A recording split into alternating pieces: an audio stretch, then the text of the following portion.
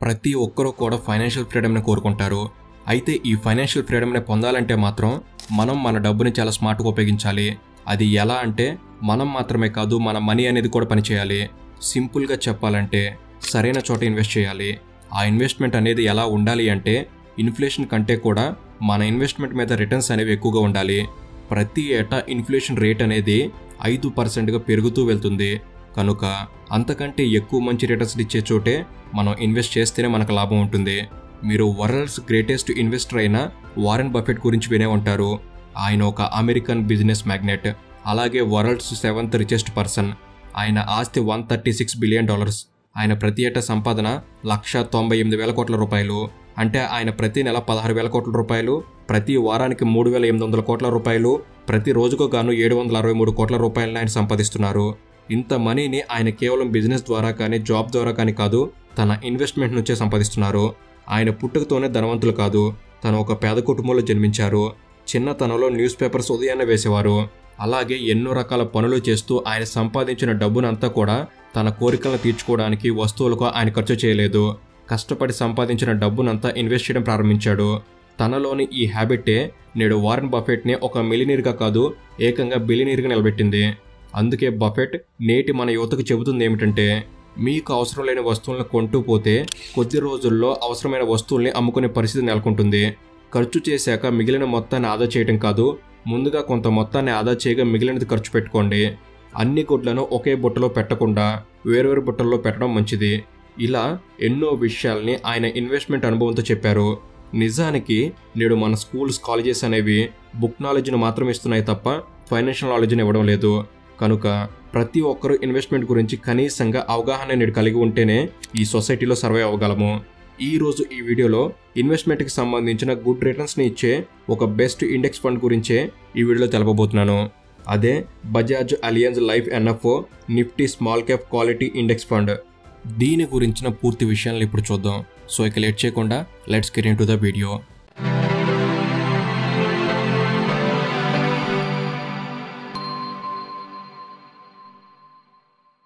ఇండియాలోని leading private life ఇన్సూరెన్స్లలో ఒకటైన Bajaj life వారు స్మాల్ క్యాప్ క్వాలిటీ ఇండెక్స్ ఫండ్తో మన ముందుకొచ్చారు.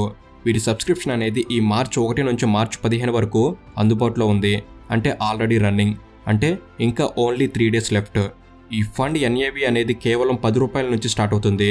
వీరు నిఫ్టీలో స్మాల్ క్యాప్ 250 క్వాలిటీ 50 ఇండెక్స్ కింద జాబితా చేయబడిన స్టాక్లలో ఇన్వెస్ట్ అనేది లాంగ్ టర్మ్ పొందేందుకు వీలు కల్పిస్తున్నారు. బజాజ్ లైఫ్ ఎన్ఎఫ్ఓలోని ఫండ్ మేనేజర్ ఎలాంటి పక్షపాతం లేకుండా స్మాల్ క్యాప్లోని టాప్ 50 కంపెనీస్లో ఇన్వెస్ట్ చేస్తూ ఉంటారు. కనుక మంచి రిటర్న్స్ అనేవి జనరేట్ అవుతాయి. ఈ స్మాల్ క్యాప్ ఫండ్స్ అనేవి క్వాలిటీ బిజినెస్లు చిన్నవిగా ఉన్నప్పుడే వాటిని మన సొంతం చేసుకునేలా చేస్తాయి. కనుక ఫ్యూచర్లో అవి మిడ్ మరియు లార్జ్ క్యాప్ కంపెనీస్గా మారతాయి. స్మాల్ క్యాప్ ఫండ్స్ అనేవి వేరే సెక్టార్లోని విభిన్నమైన పోర్ట్ఫోలియోలో ఇన్వెస్ట్ చేస్తాయి. కనుక ఈ డైవర్సిఫికేషన్ అనేవి రిస్క్ని తగ్గించి బెటర్ రిటర్న్స్ని జనరేట్ చేయడంలో హెల్ప్ అవుతాయి.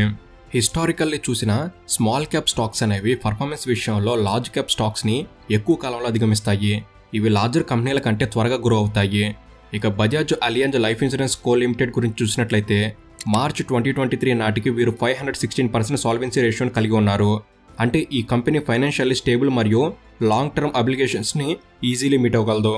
ఇక 2023 డిసెంబర్ 31 నాటికి ఈ కంపెనీ ఫండ్ సైజ్ అనేది 1.04 lakh crores. వీరి స్మాల్ క్యాప్ ఫండ్స్ని మే 2023లో లాంచ్ చేశారు. ఇది యాక్టివ్లీ మేనేజ్ చేస్తున్నారు. కనుక ఇది ఇప్పటికే 59% రిటర్న్స్ని ఇచ్చి బ్లాక్ బాస్టర్ హిట్గా నిలిచింది. వీరు 2022 మేలో ఫ్లెక్సీ క్యాప్ ఫండ్ని కూడా లాంచ్ చేశారు. ఇది లాస్ట్ 1 yearలోనే 34% రిటర్న్స్ని ఇచ్చింది. ఇండెక్స్ ఫండ్ అనేవి ఫైనాన్షియల్ మార్కెట్ ఇండెక్స్తో మ్యాచ్ అయ్యే పోర్ట్ఫోలియోని కలిగి ఉండి బెంచ్ మార్క్ ఇండెక్స్తో పోల్చదగిన మార్కెట్ పర్ఫార్మెన్స్ని ఇస్తాయి. అసలు ఇండెక్స్ ఫండ్లో ఎందుకు ఇన్వెస్ట్ చేయాలి అంటే ఈ ఫండ్స్ యొక్క పనితీరు అనేది ఇండెక్స్ మీద ఆధారపడి ఉంటుంది. కనుక ఫండ్ మేనేజర్ ఏ స్టాక్లను సెలెక్ట్ చేస్తున్నారు అనే టెన్షన్ వరి ఉండదు. ఇండెక్స్ ఫండ్స్ అనేవి కంప్యూటర్ అల్గారిథం ద్వారా స్టాక్స్లలో ఇన్వెస్ట్ పెడతాయి.